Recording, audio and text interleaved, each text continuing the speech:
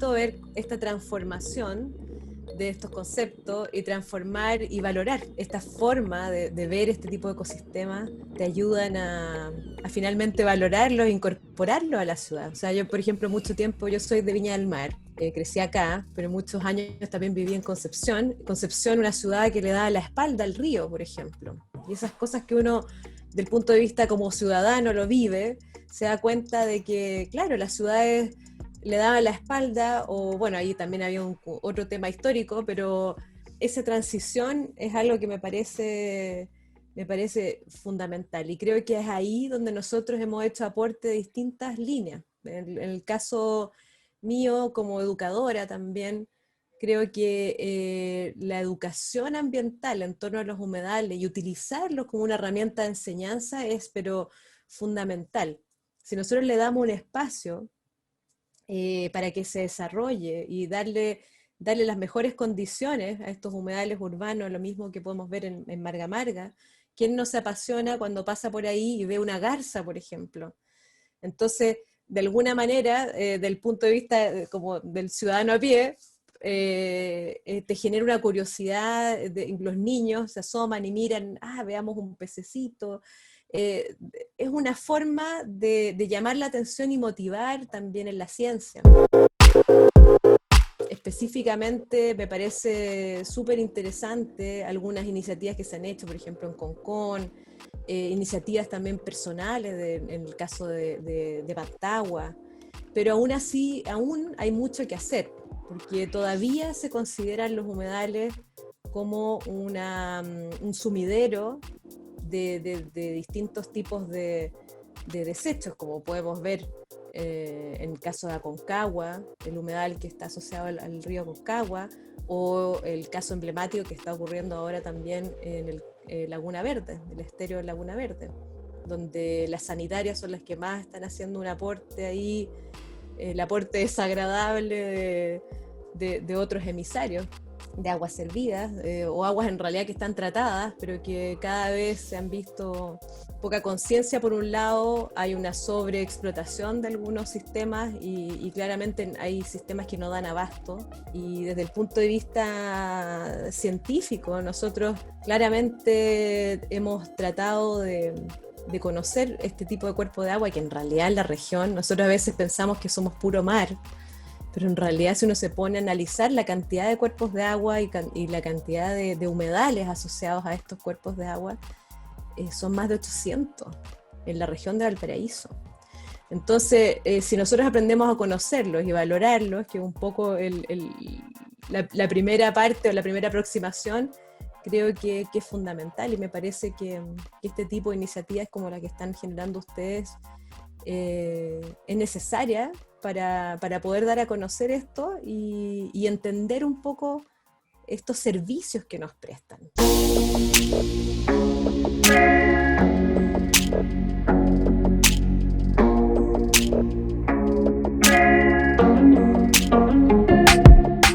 Los humedales son cuerpos terminales, ¿no es cierto? Si uno piensa en los humedales que son asociados a los ríos, y tienen un rol geológico, tienen un rol climático, y también de un gran intercambio de energía y nutrientes y materia que se están generando ahí también con el otro componente que sería el océano. En realidad los humedales funcionan como verdaderas zonas donde no solamente uno lo aprecia por el valor de las aves, que se ven una gran biodiversidad de aves, otros organismos de fauna, sino que también uno desconoce que hay muchos ciclos de vida de organismos marinos que ocurren en los humedales, y cuando nosotros cerramos las barras, ¿qué hacemos? Alteramos ciclos de vida de estos organismos. Desde el enfoque que nosotros, con el cual el interés que por lo menos a mí, o que yo he trabajado junto con mi grupo, es principalmente estudiar este otro rol, un rol climático, un rol regulador de ciertos componentes que son microscópicos, nadie los ve, pero sí está asociado a esos olores, a emanaciones que a veces se sienten en estas zonas que son inundadas. porque ahí es donde se está regenerando, se está reciclando la materia orgánica. Sí, se producen gases, pero también se consumen gases, y eso es algo novedoso que nosotros hemos identificado, que tienen un rol incluso en el consumo de gases de efecto invernadero. Y si nosotros tapamos o impedimos de que ocurran o que tengan suficiente agua, porque evidentemente eso es uno de los puntos críticos también, y que tiene que ver también con aspectos climáticos por un lado, pero también de uso del agua. Con eso también se van generando algunas consecuencias negativas en cómo estos organismos, que son microorganismos, que están reciclando, depurando esta agua, no pueden funcionar. Entonces se van rompiendo algunos ciclos geoquímicos, biogeoquímicos, que son fundamentales para el funcionamiento en general del ecosistema. Lo interesante desde el punto de vista de los organismos que son capaces de moverse, obviamente ellos pueden desplazarse a otros lados, que es lo que ha pasado con algunos desastres que han ocurrido. O sea, se interrumpe, se drena o termina desapareciendo un humedal y las aves migran a otro lugar. Tienen esa ventaja, a pesar de que a veces el migrar a otro lugar te genera otras consecuencias y cada vez hay menos sitios a lo mejor donde puedan nidificar, etcétera. El problema mayoritario son los organismos que no se pueden mover, ¿no es cierto? Eso genera un impacto. Ahora, desde el punto de vista de geológico, de cómo se van generando el suelo, formando las interacciones, esas otras interacciones se pierden. Y efectivamente, cuando tú haces una intervención que tenga vinculado, asociada al océano, toda esa intervención tiene un efecto dependiendo de las corrientes, más abajo o más arriba, y va a cambiar la dinámica de sedimentación de los sistemas. Hay también un montón de ejemplos de cómo hay zonas que se horadan y te desaparecen playas y zonas donde se empiezan a acumular y se genera el problema opuesto. El punto es que estos sistemas, que se llaman sistemas terminales, efectivamente son sistemas que geológicamente terminan secándose y muriendo. El problema es que nosotros somos los que hemos acelerado estos procesos. La aceleración de estos procesos son las que van degradando los ecosistemas. Entonces, claro, a veces uno dice, bueno, en el fondo estamos generando y gatillando algunas consecuencias que la estamos viendo en la vida de una generación. Entonces, eso es como un poco lo dramático. Generar nuevos humedales, ojo, que eso se puede hacer. O sea, en otras ciudades se generan humedales artificiales en zonas, en sitios donde antiguamente podían haber ocurrido o existido estos humedales, y ayudan una serie existe una serie de servicios que nos prestan los humedales. La universidad lo que ha hecho es principalmente apoyar a las comunidades considerando distintos aspectos. Los humedales prestan un gran servicio en las zonas rurales. Y a veces nosotros nos olvidamos, los que somos más de la ciudad, estamos en la ciudad, de que Valparaíso tiene muchas zonas rurales muy cercanas. Laguna Verde en sí es una zona rural, está ahí mismo. Todo lo que tú dices, bueno, la persona de Quebrada Verde, que también es la parte donde están los acantilados Santa María, que hay una serie de vertientes ahí donde también se pueden generar humedales que permiten el asentamiento de otros organismos, de otras especies vegetales, y favorecer entonces todos estos procesos geoquímicos y geológicos que yo les hablaba también, de que son como invisibles, pero en el caso, por ejemplo, de las universidades, que ese es un gran ejemplo también en Quebrada Verde, donde se ha trabajado en distintos planes de conocer la biodiversidad, de, por otro lado, hacer educación ambiental y también mantener ese sitio lo más cuidado posible, a pesar de que también han habido intentos de toma o gente que se ha incorporado ahí. Bueno, eso es un ejemplo muy claro desde el punto de vista de las universidades, y es un ejemplo también de colaboración entre las grandes universidades de la región en ese proyecto bien emblemático, creo yo, que ha sido esta zona de Quebrada Verde.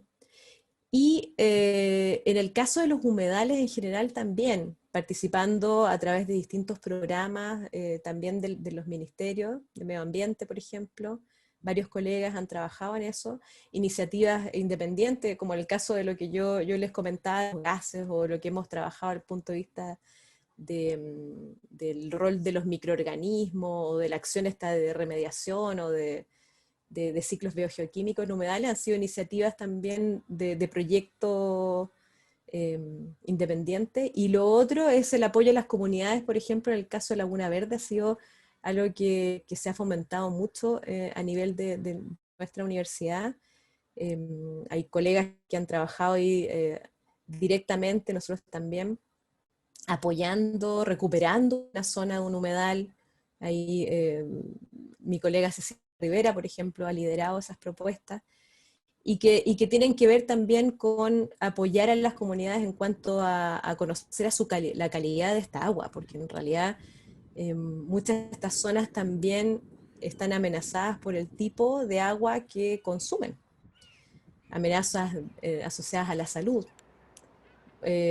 Nosotros abrimos la llave y tenemos agua, en cambio allá tienen que comprar el agua que usan día a día para todo, para todo. Entonces, eh, esas zonas también dependen de los pozos, y la realidad que tenemos del agua y la calidad de esos pozos, que también es algo que se extiende a lo largo de nuestra región, de la zona costera, los pozos se han salinizado.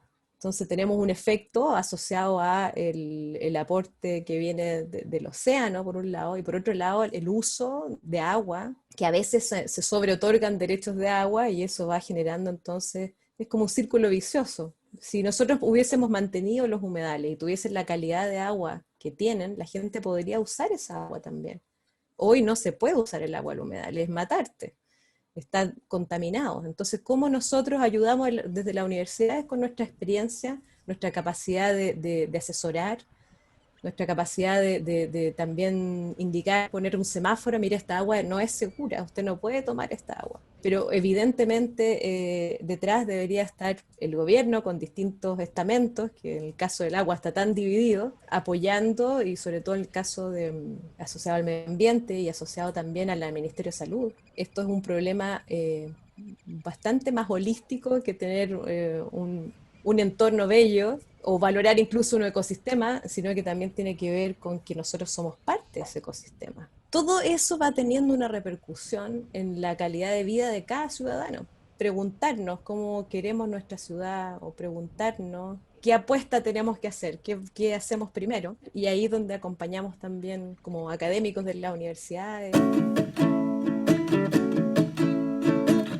A veces uno piensa que un humedal muy pequeño, o incluso una poza, una zona, incluso hasta un abrevadero que se puede hacer para animales, que también genera humedales en torno a él, podría ser algo como muy menor, o que tenga un efecto asociado, por ejemplo, a este rol climático. Se ha visto, y es parte de algunas investigaciones que estamos haciendo también en otro tipo de humedales, en humedales altoandinos. Yo trabajo también en humedales como asociados a los salares. Se ha visto que a veces estos pequeños sistemas logran tener un aporte que es significativo, porque si tú sumas la cantidad de estos tipos de cuerpos de agua, que pueden ser de metros cuadrados, estoy hablando 60, 68 metros cuadrados, que puede ser algo como muy, muy pequeño, menos que una cuadra, pueden tener un aporte significativo en sumatoria.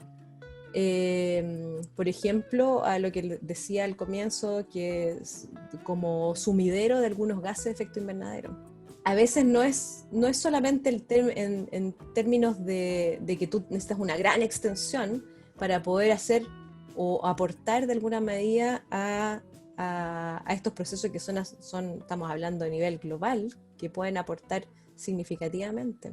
En sí, yo creo que es difícil decir, mira, en realidad la proporción de un humedal debería ser, porque también depende mucho de los aportes de agua, evidentemente, del sitio donde está, si es un humedal costero, si es un humedal que está en la parte alta, qué tipo de humedales que tienen un aporte salino o no, para poder responder esa pregunta. Yo creo que puede ser estudiado caso a caso, en algún caso, pensando en el tipo de vegetación, por ejemplo, el tipo de humedal es tan diverso y tan heterogéneo, algunos humedales son tan heterogéneos en cuanto a su conformación, en cuanto a la dinámica, que a veces se entienden, hay cosas que son como comunes, como por ejemplo esto que yo decía de los gases, la mayoría, por ejemplo, producen metano, pero hay otros que no, que dependiendo de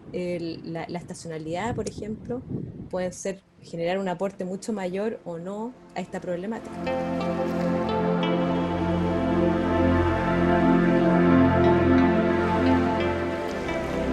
Marga Marga, que a veces uno dice, bueno, está aquí mismo, es el estero de Marga Marga, que ha tenido distintas instancias en las cuales uno lo ve un poco más saneado y otras menos. Es un punto tan central de nuestro corazón de la ciudad, que yo creo que sería interesante poder avanzar en identificar zonas, que yo sé que están súper intervenidos, pero identificar zonas que uno pudiese recuperar de alguna manera para este propósito.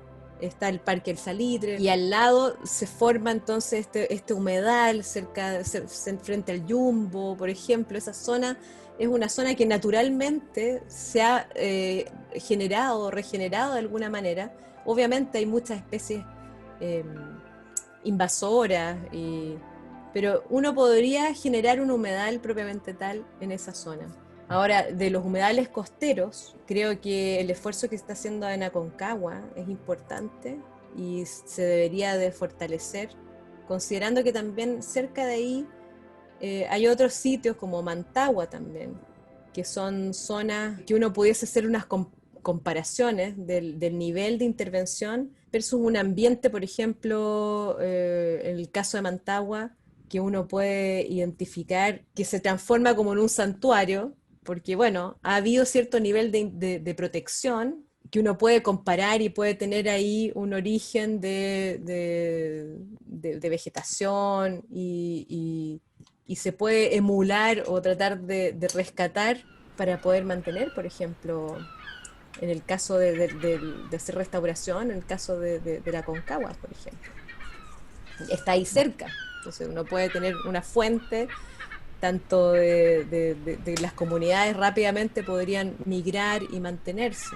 Y hay una serie de otros humedales chiquititos que están en la zona alta, como el Cricket, por ejemplo, y otros que tienen otro origen, pero independientemente de eso, tienen podrían ser recuperados como parte de esta idea de promover la educación ambiental. Ahí también hay un grupo de gente que está trabajando con eso, están tratando de defenderlo, y tiene un tamaño tan ideal como para poder hacer un ejercicio también, de mostrar a la comunidad, mira, así son los humedales, para esto sirven, y esto es un cuerpo de agua relativamente pequeño. ¿Cuál es el aporte que se puede hacer ahí?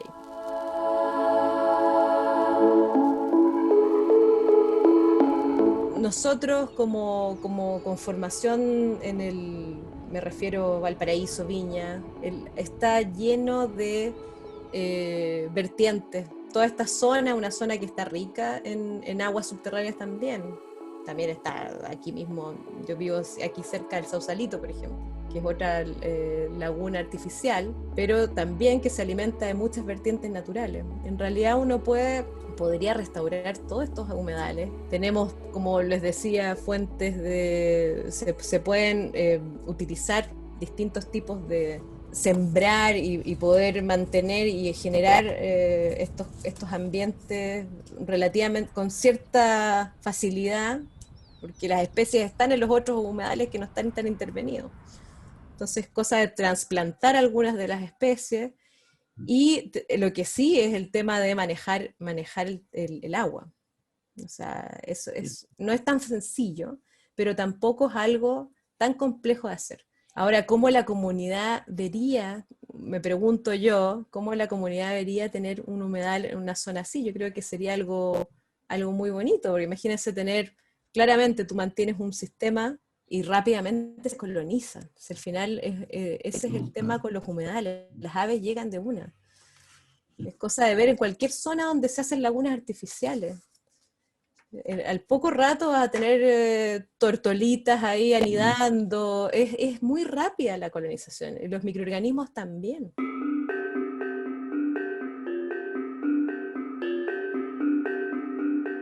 Con respecto a los humedales costeros, nuestra primera pregunta era conocer la diversidad, la biodiversidad microbiana, que es aún más invisible, pero sin embargo a través de nuevas técnicas moleculares nosotros podemos caracterizar, y eso ha sido un poco la primera pregunta, porque en realidad se conoce muy poco del microbioma, se habla del microbioma de estos humedales, y nosotros hicimos una caracterización de 24 humedales a lo largo por ejemplo, de Coquimbo, desde Coquimbo hasta la zona de acá de Valparaíso, incluyendo todos los que hemos mencionado, y se aprecia una altísima diversidad.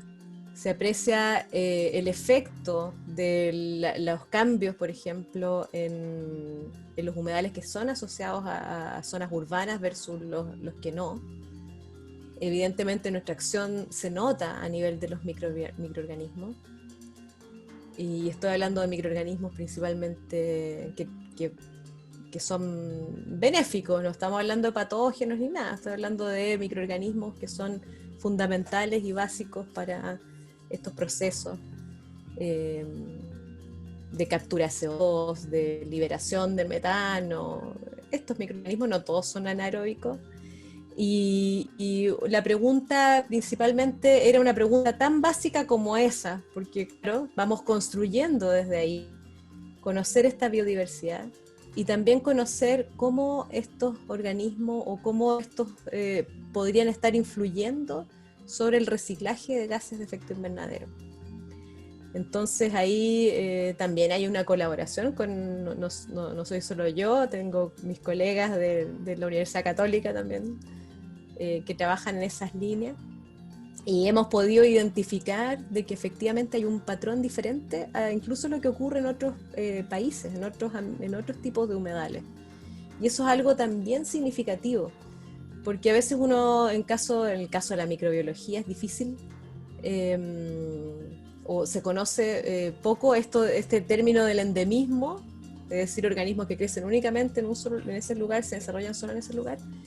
Y al parecer existen ciertas comunidades que parecen ser típicas de estos ambientes, y eso le da también una necesidad, un sentido de urgencia, que eso es lo que nosotros hemos estado tratando de estudiar también en otros humedales, como les decía, en humedales de altura, el sentido de urgencia de la necesidad de conservar, porque los microorganismos no solamente hacen esta función de metabolismo o de estos ciclos geoquímicos que se llaman, sino que también existen distintas soluciones microbianas. Se recicla la materia orgánica, se generan de nuevo elementos fundamentales inorgánicos que son utilizados por otros organismos a su vez.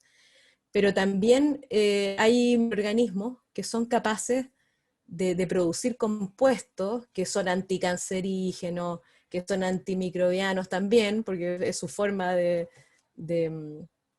poder ganar espacio, y un sinfín de otras aplicaciones que se pueden obtener gracias a esto.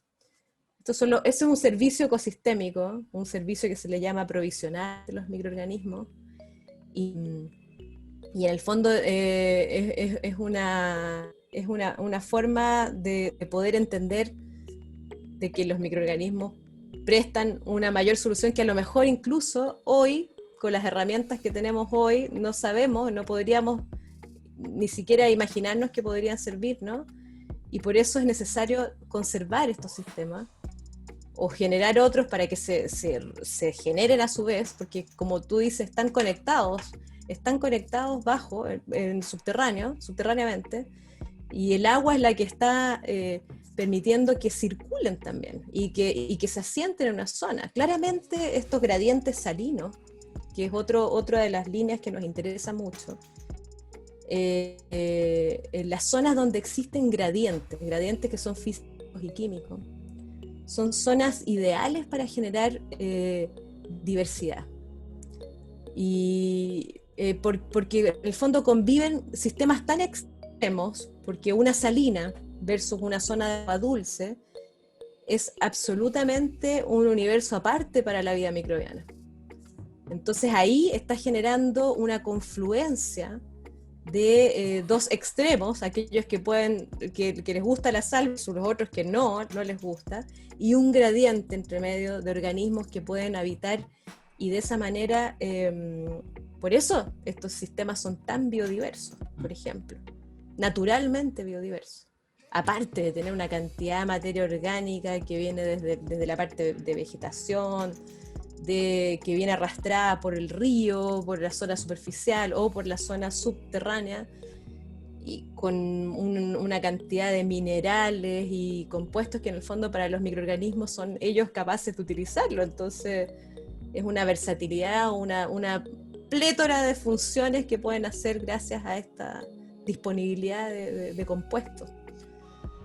Claro, nosotros le damos otros desafíos, eso sí, pues, a los microorganismos. Les damos el desafío de hidrocarburos o de compuestos que son tóxicos, ojo, que también son sistemas terminales a veces de las cosas que usamos, los antiinflamatorios o compuestos que nosotros nos automedicamos, también llegan, porque claramente un porcentaje nosotros lo consumimos y otro se elimina. Y claro. Todos estos son desafíos nuevos a los microorganismos, bueno, y al ecosistema en general.